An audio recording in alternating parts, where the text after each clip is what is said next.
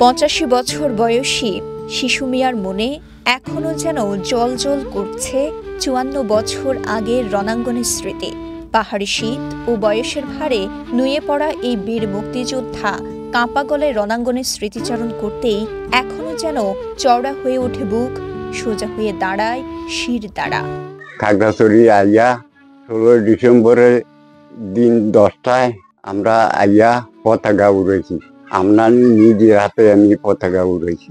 পতাকা উড়াইয়া কি একটা আনন্দ লাগছে, ফুর্তি লাগছে, তখন বাসায় বলা যায় না।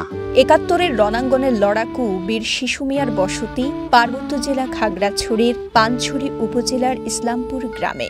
সেখানকার একটি জীর্ণ মাটির ঘরেই তার ঠিকানা এখন। ওই জাহাঙ্গীর আলমে কয় যে আমারে সাহায্য করবি কি? আমরা হাত উড়াইলাম যে আমরা মরণকে ভয় করি না, আমরা যামু। যখন এই কথা কইছি তখন আমরা লইয়া গেছে। যাইয়া পরে রাস্তার সাইডে 2-3টা ব্যাংকার করছি। ব্যাংকার করিয়া এই ব্যাংকারে আসিলাম। 1971 সালে যখন মুক্তিযুদ্ধ হয়, শিশু মিয়া তখন বছর 30-এর টকবগে যুবক। পাকিস্তানি হানাদার বাহিনীর বিরুদ্ধে জীবন বাজি রেখে ঝাঁপিয়ে পড়েন প্রিয় মাতৃভূমিকে শত্রু মুক্ত করার কাজে। সেই স্মৃতি রোমন্থন করতেই আজও যেন টকবক করে ওঠে রক্ত। আমরা যদি বুকে সাহস থাকিয়া যাইয়া উত্তুইয়া ফইরা থাকতাম তাহলে আমরা কিচ্ছু হইতো না। বুকে যদি সাহস যার নাই সে মারা গেছে। টানা তৃতীয়বার অর্জন করেছে দেশের সেরা সুপার ব্র্যান্ড স্বীকৃতি বসুন্ধরা টিস্যু। ভারতের উম্পিনগরে প্রশিক্ষণ শেষে অস্ত্র হাতে শত্রুদের বিরুদ্ধে যুদ্ধ করেছেন 1 নম্বর সেক্টরে। রোদে পুড়ে বৃষ্টিতে ভিজে খেয়ে না খেয়ে লড়েছেন মাতৃভূমির জন্য। মুক্তিবার্তার নম্বর হইল আমার 524। আমি একটা সেক্রেটারির লোক। আমরার সাথে মিজুরার সাথে রাজাকারের সাথে ফায়ার হয়েছি। ফায়ার গরুতর ফায়ার হয়েছি, খুব ফায়ার হয়েছি।